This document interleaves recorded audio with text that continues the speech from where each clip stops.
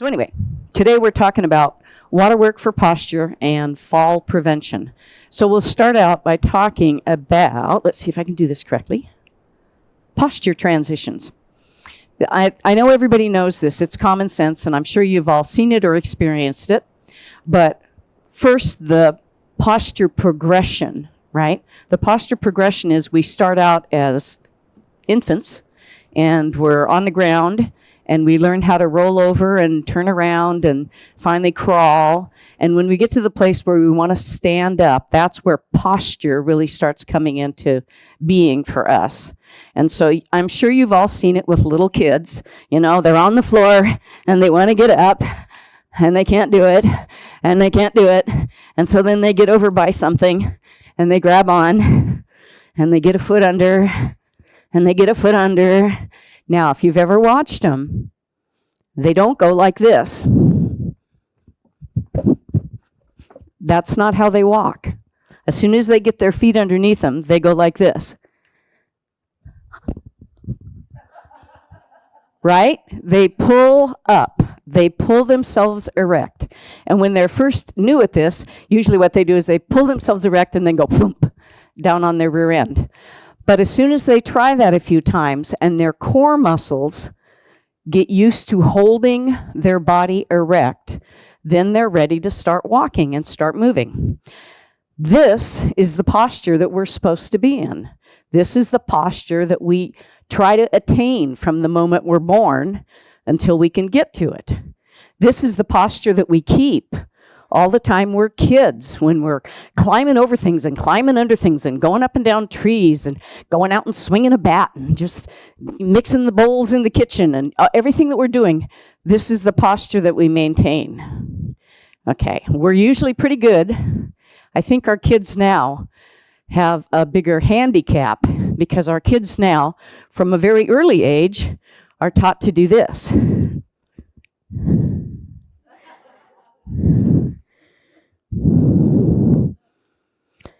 And that is how posture regression starts.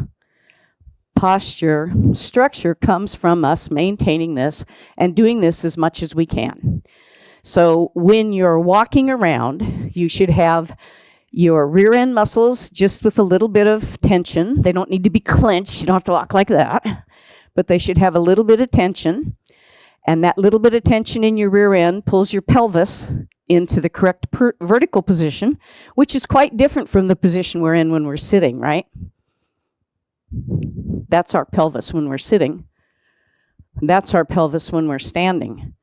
So when we get in this standing position by pinching our rear end muscles together a little bit, that makes us pull in our stomach muscles because we have intestines and pancreas and kidneys and bladder and stomach and all these things that sit in front that have no muscular skeleton in front of them, unlike our heart and lungs, right? Our chest has skeletal structure that helps to keep that.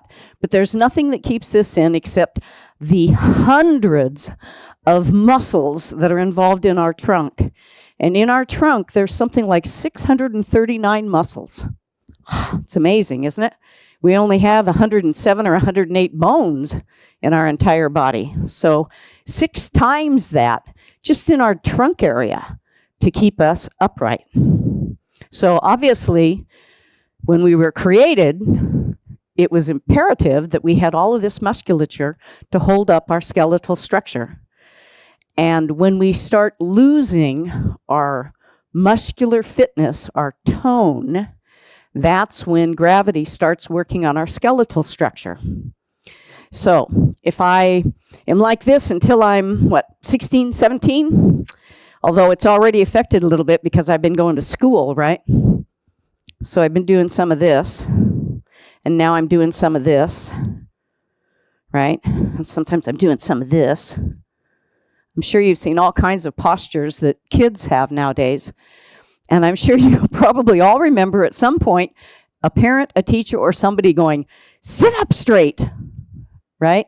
And when that happened, you went, and you put your rear end to the back of the chair, and you tightened those muscles, and you pulled your shoulders back, and you sat up straight. So even though your pelvis was in that curved position, your core was holding your body upright.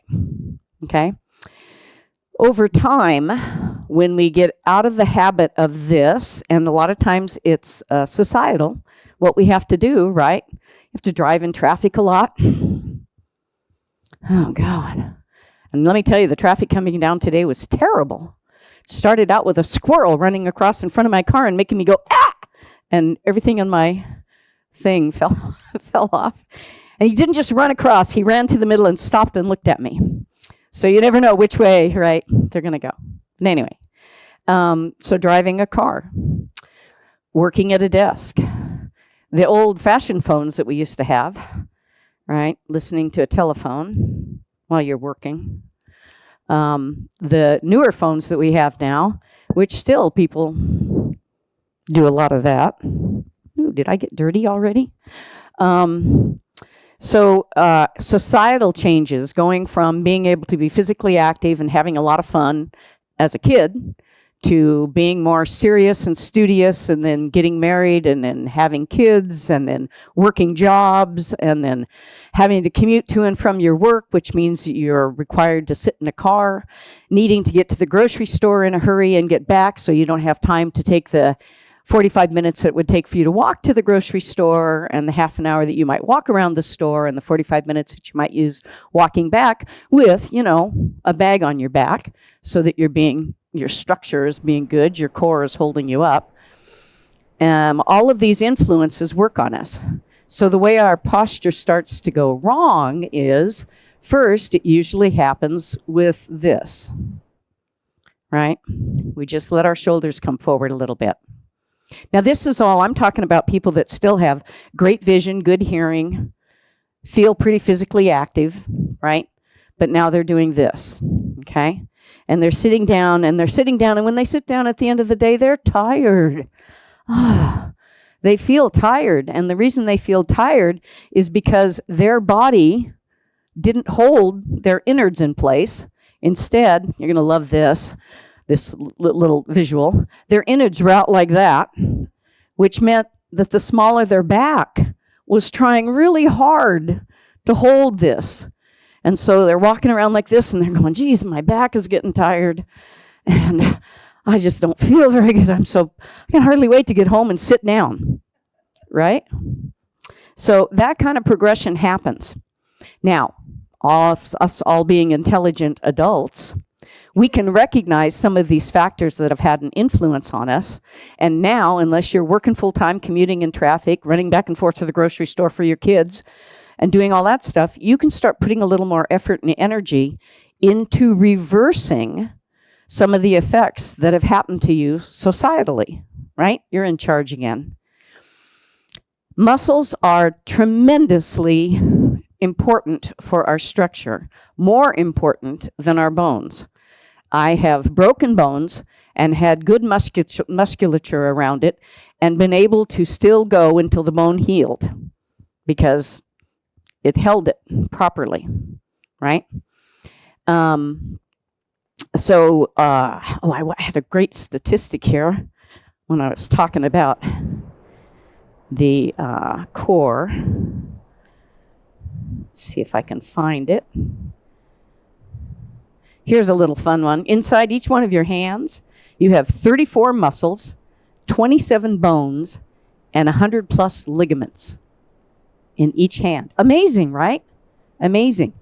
So if one of the things that you don't do is exercise your hands, you're going to find that they get less able to grip. They get a little shaky in the morning, right? They're not so good to help you with things. Exercising your hands, play cards, play the piano, go walking with walking sticks, go play handball, right? If you can't go play handball, just get a tennis ball and bounce it against the wall, right? Plus, if you have to chase the ball, that gives you more exercise. Anyway, I just thought that was such an incredible statistic that I'd bring it up. So first thing is this. Next thing is that. Next thing is you're going to find that with this kind of a body posture, it's hard to keep your feet underneath your knees and your knees underneath your hips because I have power. Is that a request from somebody higher up? Anyway, when we've got this good posture, we walk like this, right? Our hips and our knees and our feet are all in alignment. Everything works properly. As soon as we start getting this and that, this is hard to do because you feel like you're going to fall forward. So what you do to adjust for that, because nobody wants to fall, is you start taking a little wider step. So you sort of make a triangle out of your body, right? Foot, head. There's your triangle. And with that foot, head posture, you can go anywhere, right? You can walk all over the place. And I see people that walk, right? They're moving. Here's the other thing about us. We are always thinking about the skill we're trying to perform, not about the technique that we're using to perform it. If my skill is, I need to get, to the lecture hall because I want to hear the lecture, and I get up and, oh, God, I'm stiff and things don't feel very good, but I'm still going to do it because that's what I'm trying to do is get there, right? So a lot of times we make these posture changes without even really being aware of them because we're just trying to continue to do our skills. Skills in here is you still want to be independent. You want to be mobile. You want to get out. You want to be able to do things, right? You can do all that, and you can also start to retrain your muscles if you just, when you get home at night and you go, oh, that's not very good. Maybe I should sit up a little straighter and pull my shoulders back. Here's a fun fact. You know the superhero stance? The superhero stance actually gives you not only a physiological lift, it gives you a psychological lift too. It releases dopamine when you do that. So you're getting ready to go in and argue with your spouse. Before you go in, you stop there and you take a couple of breaths, right?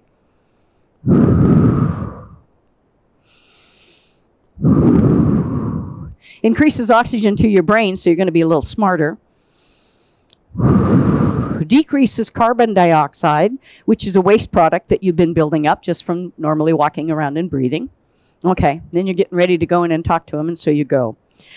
And I can't do this without thinking that I have a cape flying behind me and some kind of music like da-da-da. But when you do that, you see you put your hands on your hips, you spread your legs apart a little bit, you push your pelvis forward, you open your chest, you look forward with your head, right? You have this real attitude of, I am powerful. You know what? Your body thinks that too. Your body goes, well, we've pulled into a power move here. So emotionally, I better be strong. Physiologically, I better be ready to either punch, run, do whatever I need to do. So I'm in better shape. Then you can walk into your spouse and say, honey, you know what we were talking about earlier? I'd like to lay out my ideas on that. And you can do it calmly and know what you're talking about. Okay, so pay attention to your posture. You can start correcting any of these little things that you see.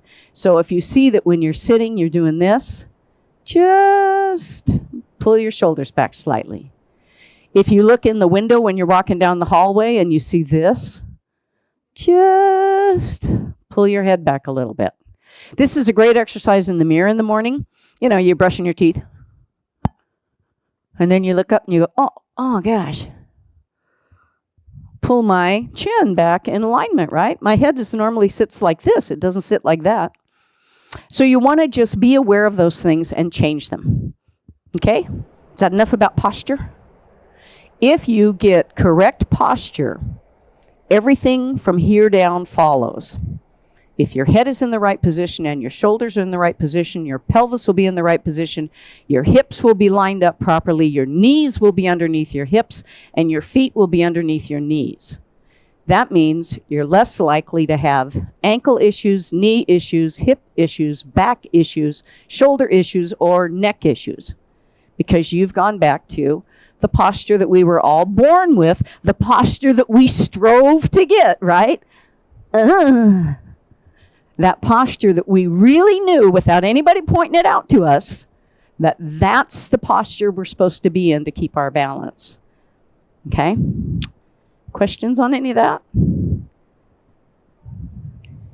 Yes, what about them? Are you asking if you can? If it's safe for somebody to do that?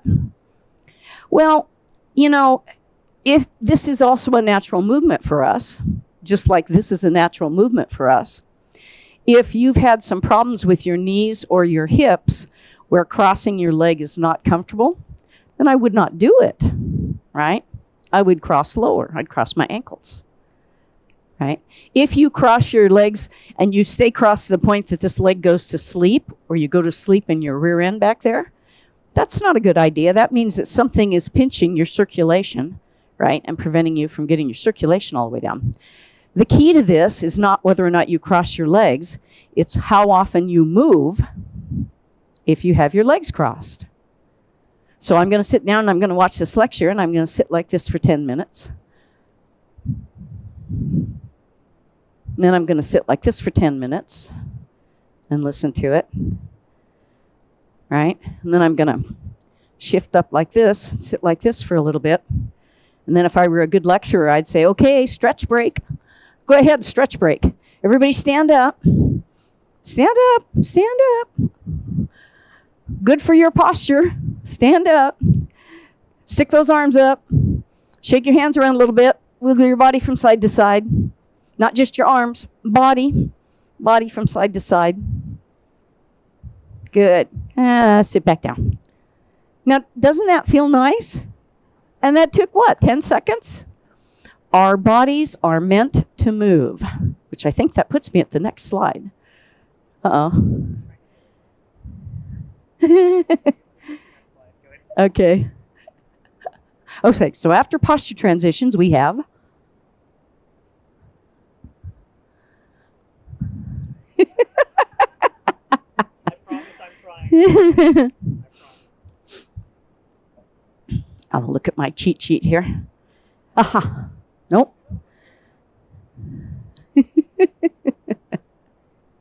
Oh, I love the digital age. There we go. The importance of movement for posture, right? It's not that fitness doesn't have benefits, right? It's that being sedentary has drawbacks. We're born like this. We want to stay like this. As long as we move, it's normal, necessary, and a requirement of our bodies, right? You do something really hard, and you come home and you go, well, I'm tired. You know what? I'm going to go make myself an iced tea. And you get up and you walk into the kitchen and you make yourself an iced tea, and you come back and you sit down again, and you're not as tired. And it's because you got up and you moved instead of sitting here like this going, geez, I wish somebody would make me an iced tea. Right? Movement does not need to be running a marathon. It does not need to be doing a triathlon. It just means don't sit in a chair all day long. When you think about the number of hours that you are seated versus the number of hours that you are up and moving. When we were kids, boy, it was movement all the time. Your parents were fighting to get you to go to bed, fighting to make you sit down. Come back here to the table and sit until we're finished with dinner, right? They're fighting to keep you a little bit inactive. And of course, from a parental aspect, that makes a lot of sense. You don't want your kids out there running all over. But you can see what our bodies are saying. No, I should be moving. So that's what you want to keep in mind. You should be moving. I love to go home at night and watch a program that I've been waiting, for 3 weeks to come on. It's going to be on PBS tonight at 9:00.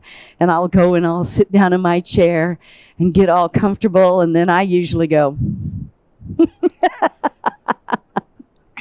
So I miss it. But I plan for that time that I'm going to be sitting, right? And I work that into my schedule. It's not that I'm sitting and then I try to plan other things around that. I plan the time that I'm going to be sitting. So if you're watching some program that you really like and you can pause it, get up. If you don't have anything to do, like, go out to the kitchen and refill your glass of water, you can walk around your chair 3 times.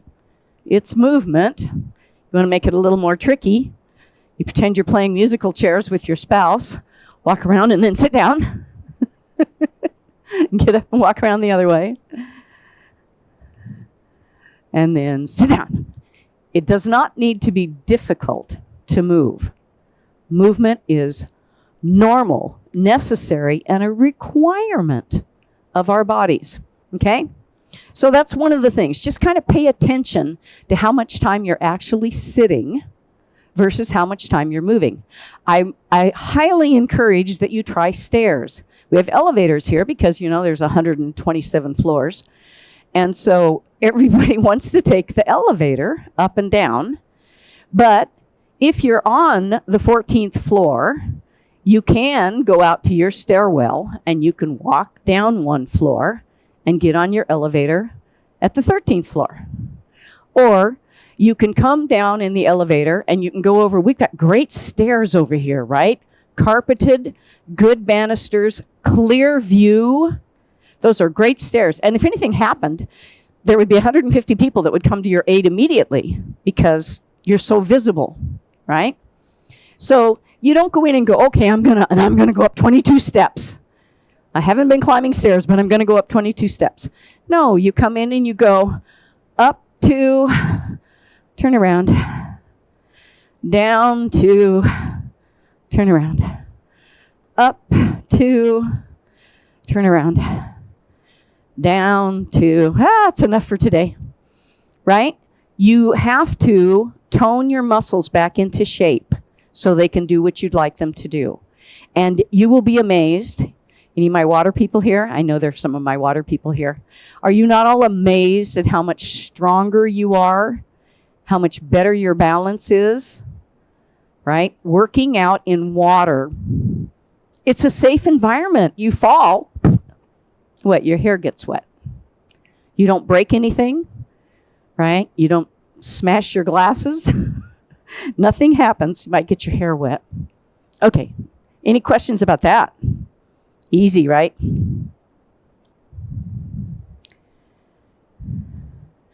It really varies on your body and what you can do.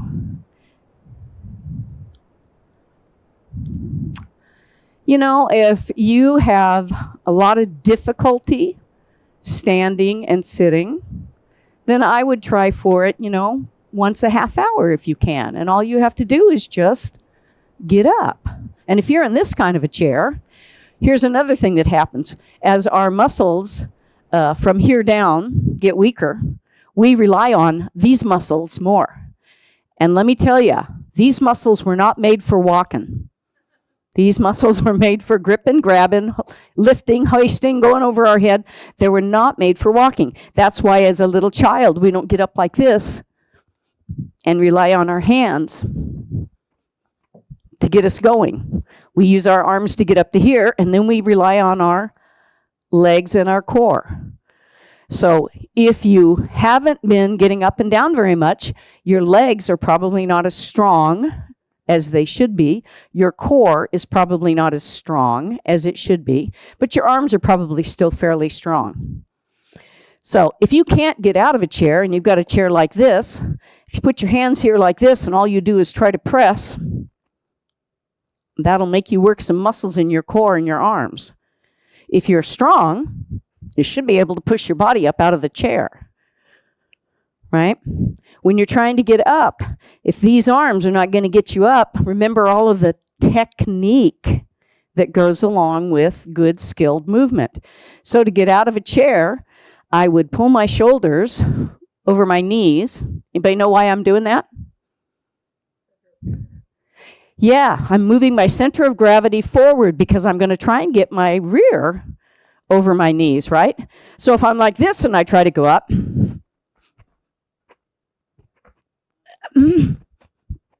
right?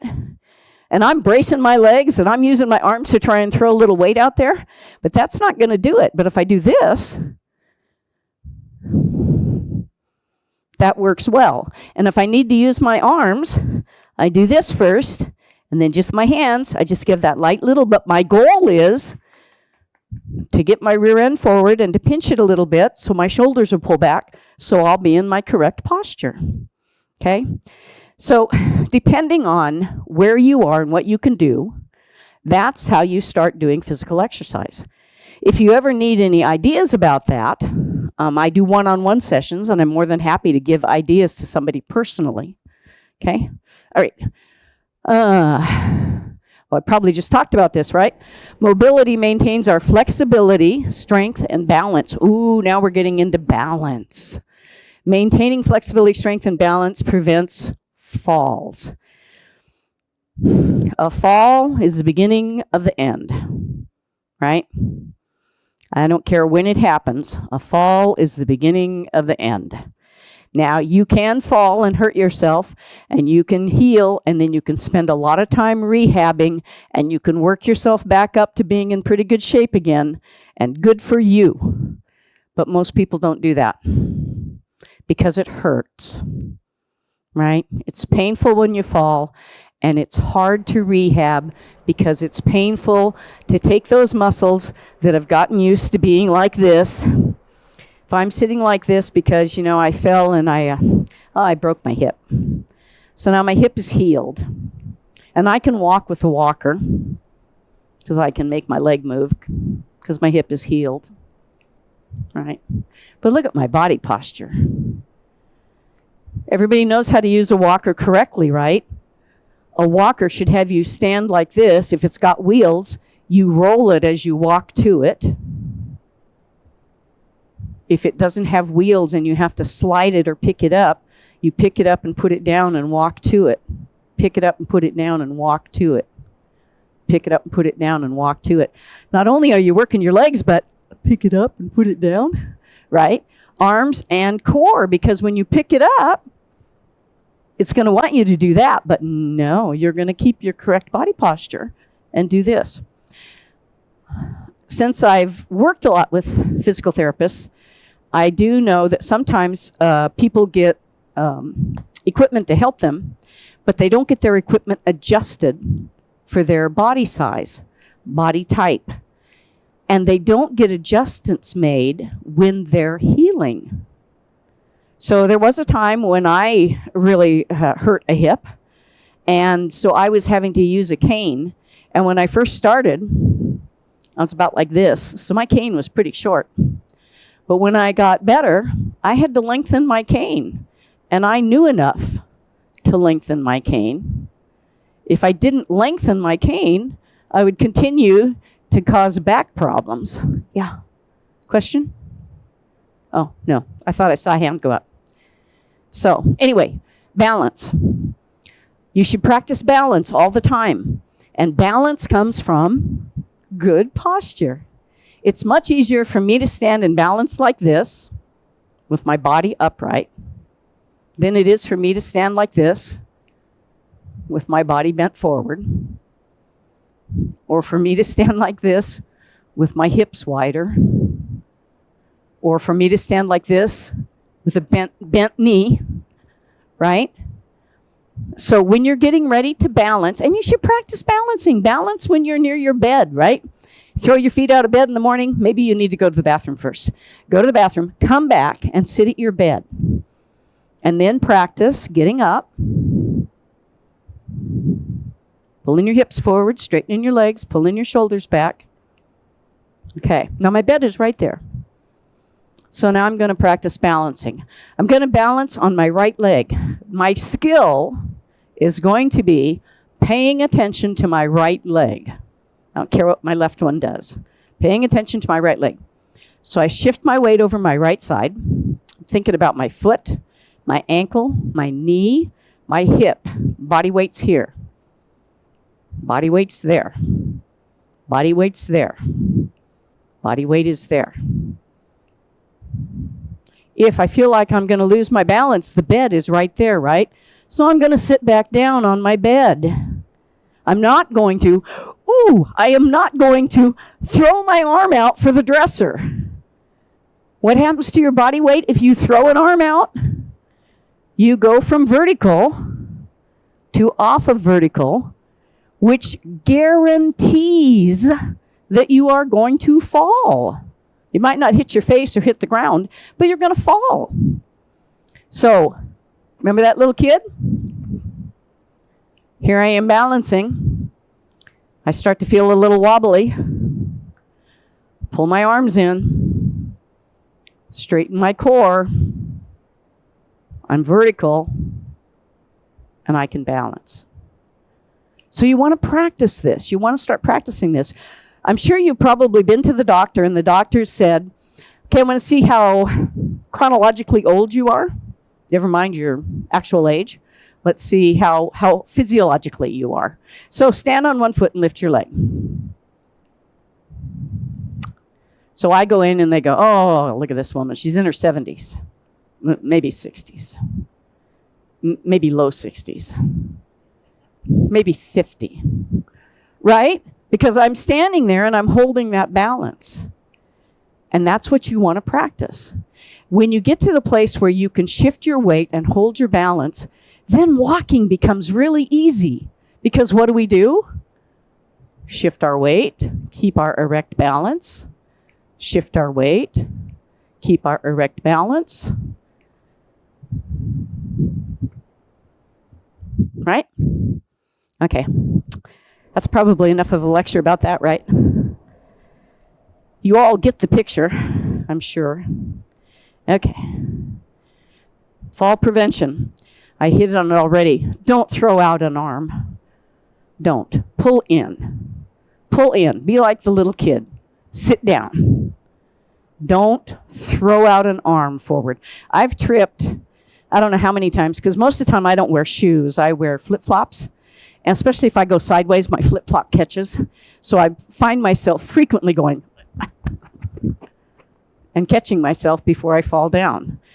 I was walking down by Northgate on the sidewalk in my flip-flops, and there was a little curb that was, they were uneven, right? I didn't see it. And I hit it. Boy, I hit it hard. And my hands were in my pockets because I had just done something in the bank, and I was putting stuff back in my pockets. So my arms were in my pockets, and I hit this thing and went like that. And I went, turned around and went, didn't even hurt my toe. It just caught my flip-flop, right? But you want to train your core to go to erect. You don't want to train your core to go right, left, forward, or backwards if you start to lose your balance. You want to pull back to vertical. And you really got to pay attention with those arms, because our hands and arms try to be so helpful as we start losing the strength from here down. So maintain this strength. These can be strong, but pull them into your body when you feel like you're going to fall. If you don't even succeed at keeping your balance, look at the position you're in when you go down. You're protecting your face. You're going on the most padded part of your body, right? If you're going down. If you throw out something, you're going on the most unprotected. Oh, let's break that wrist. There goes the elbow. Smash my face. Right? Do a lot of damage that way. If I pull in this way and I lose my balance, even if I fall forward, I'm going to go like this or like that and protect my face. So maybe I end up with some scraped fingers, but I don't have a broken nose or any teeth knocked out. But the best thing is don't fall. Right? Okay.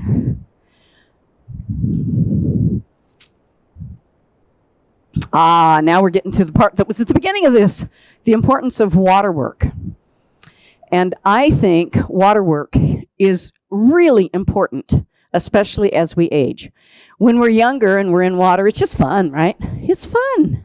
It's fun, it's fun, it's fun. If you're one of those people that didn't grow up being exposed to water, and water is this big frightening arena, well, our water is only from this depth to that depth. So, and I'm short. So you don't have to worry when you're in water. And when you first get in water, if you don't feel very comfortable, there are pool sides that you can kind of keep your fingers rolling along on the side until you get comfortable. The thing about water is, on land, Because of gravity, we feel every ounce of our mass.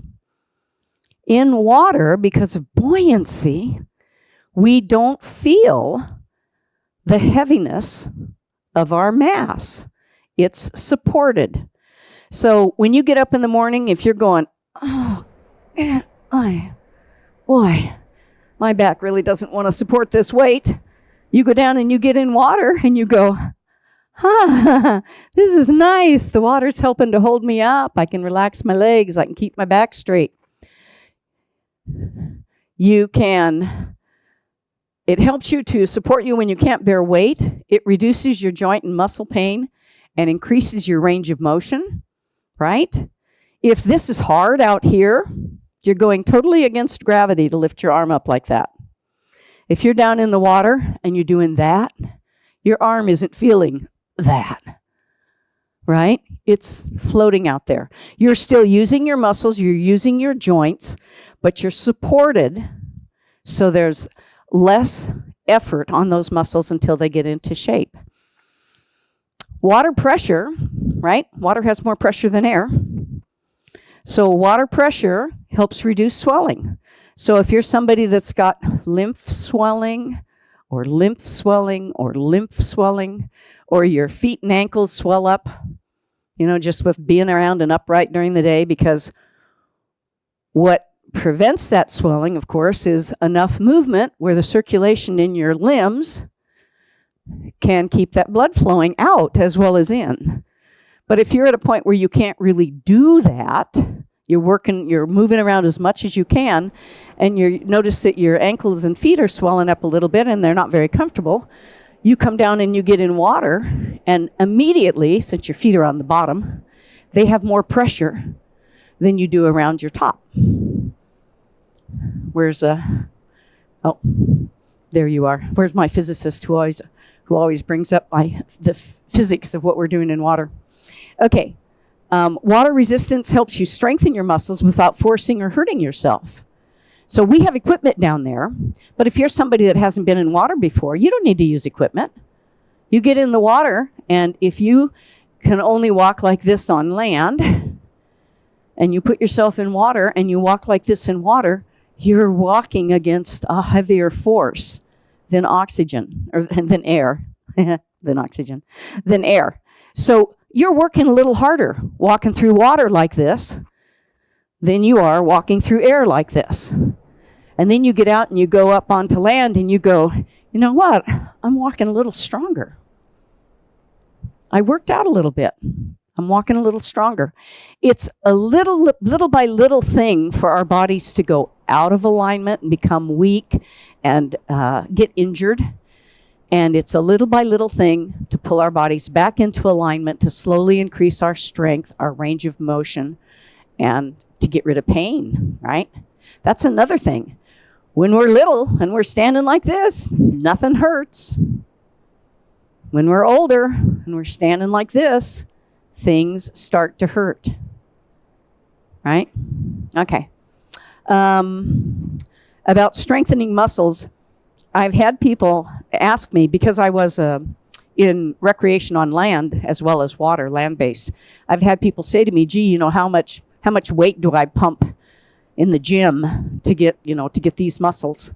I don't ever go to the gym and lift weights. This is all just from working in water. And I am stronger now at 72. I'm 72. I'm stronger now at 72 than I was at 25. Because I spend my day moving, not my day sitting, working at a desk, driving in my car, right? Doing that kind of stuff. Okay, water movement, gentle or aerobic, increases your circulation. Your heart works a little bit harder, right? Your breathing capacity, it increases your breathing capacity, oxygen to one's brains and your muscles and so forth. It also, even if all you do is get in water and stand there, you have pressure. So it's harder for you to breathe. It's a little harder for your blood to work. If you stand there long enough that you start to feel cool, which is kind of hard in our pool. Our pool is 88 degrees, so that's a nice warm temperature. But if you stand there long enough that you start to feel cool, well, then your body works harder to warm you up. And if you go ahead and you water walk backwards, you can water walk in different directions in the pool, and you don't have to worry about hurting yourself or bumping into anything, except maybe another student, right? But those things will start to make you a little warmer because you're heating up, you're working. So then your body works harder to cool you off. So just getting into water helps to increase your functionality of your physiology. It's perfect. And the last one, it feels good, right? It's soothing. It's supportive. It's satisfying. You get to get in the water with other people that you know and have some fun, right? You get to have an instructor bark at you. Any questions about any of this? Okie dokie. You guys are such a cooperative audience.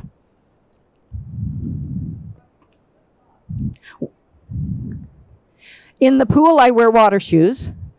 On land, because I'm in and out of water so much, and I don't like to walk on a pool deck where shoes have walked, or I don't know what's come in off of other people's feet. I guess if you've been down at the pool, you notice that they're bringing in tour groups. And those tour groups they're not dressed in swim clothing. They're coming in off the street with their regular stuff on. So, and I always wear flip-flops when I shower. Same thing. Well, I just gotten off work. I do wear shoes. I'll probably wear these shoes maybe 4 hours today, which is a lot for me. But I usually wear flip-flops, and then I'll switch over to shoes for an hour or two, and then I'm at another facility and I'm in flip-flops. And then I wear water shoes in the water if I'm doing something where I'm needing to really dig in. Yes? Crocs.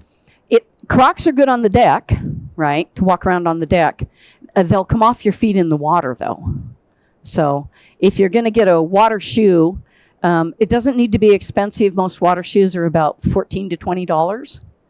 And they don't need to fit you terrifically unless you have some specific arch thing or some specific bunion thing that you need to have something that especially fits to that. Because when you're in the water again, are you carrying your mass? Water's carrying 80% of your mass, and you're walking around with your feet on 20% of your mass. So,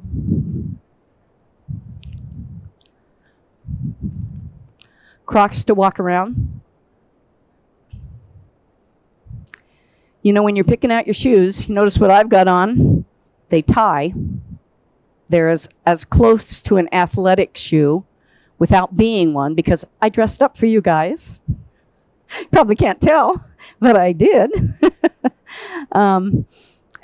So, you always want to take your shoes into account. If you're dressing up for something and you've got to wear a heel, especially you guys, if you're dressing up for something and you know that you're wearing something that elevates you differently, now look, here's your normal body posture, right? Here's me in heels.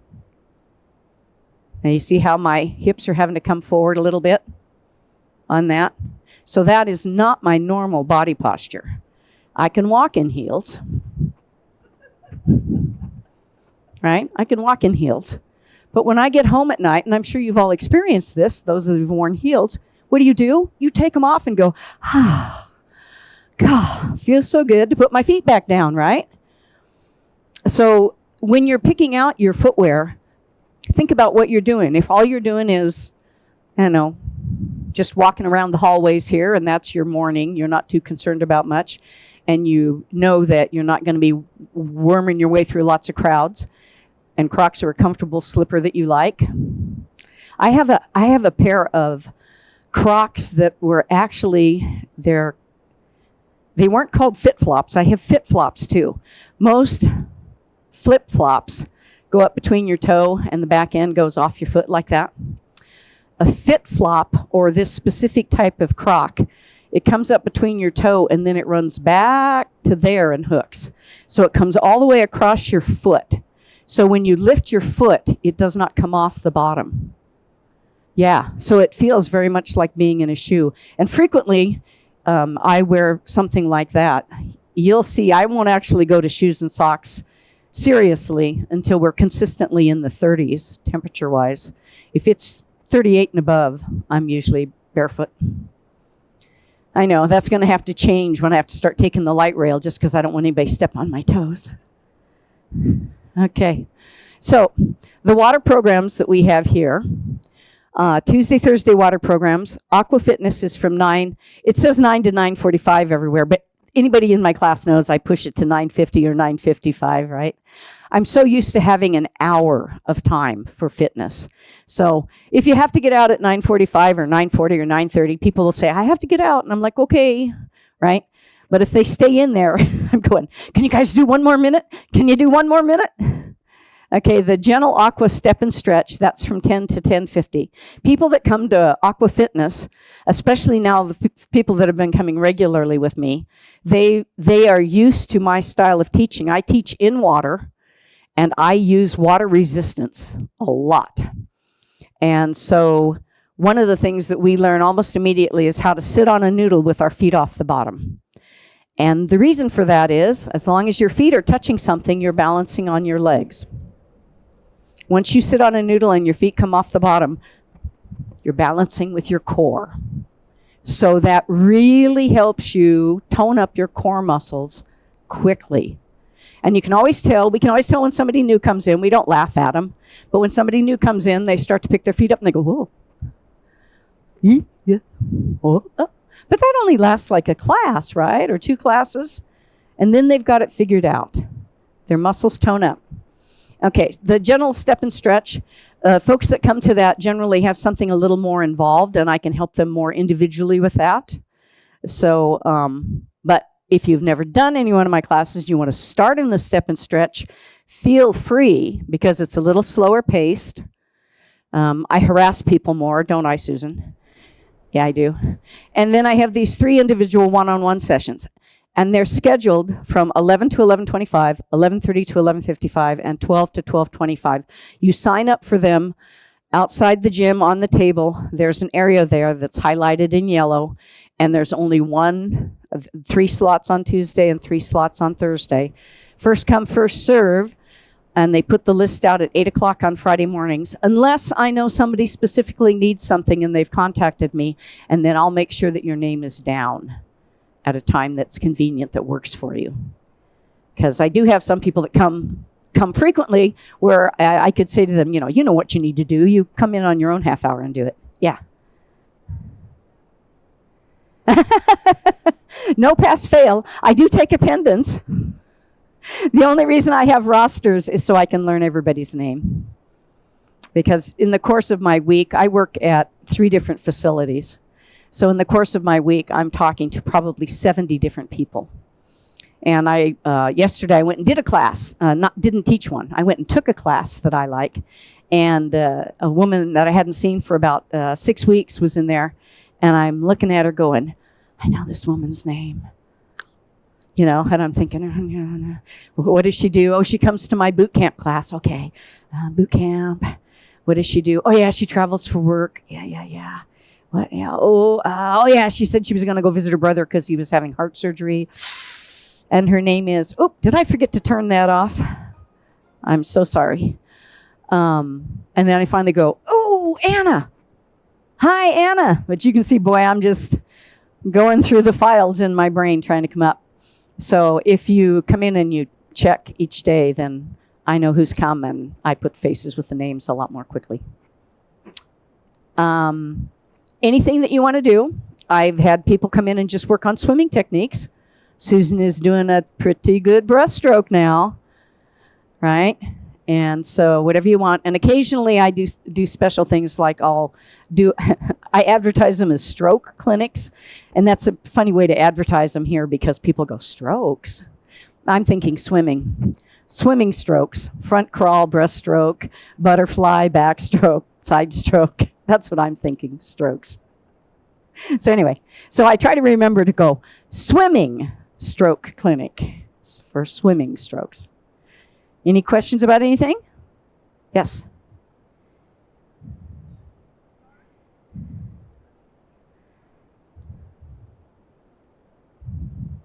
Kind of depends on how comfortable you are. Are you comfortable in water? Then I would say come to the step and stretch.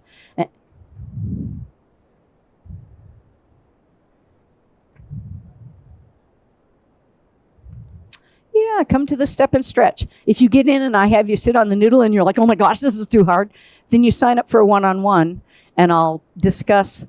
Everything is technique, you guys. We learn techniques when we're growing up, but we don't always pay attention to it. I'm sure all of you know that you don't pick up a heavy bag of groceries like this. Right? You walk up to the groceries, you bend your knees, you squat down, you put your arms around the load, you pull the load into your body, and you let your legs lift up. That's the way that you pick up a heavy load. There you go. Or you go, I can't do this, so I'm going to take this and this in.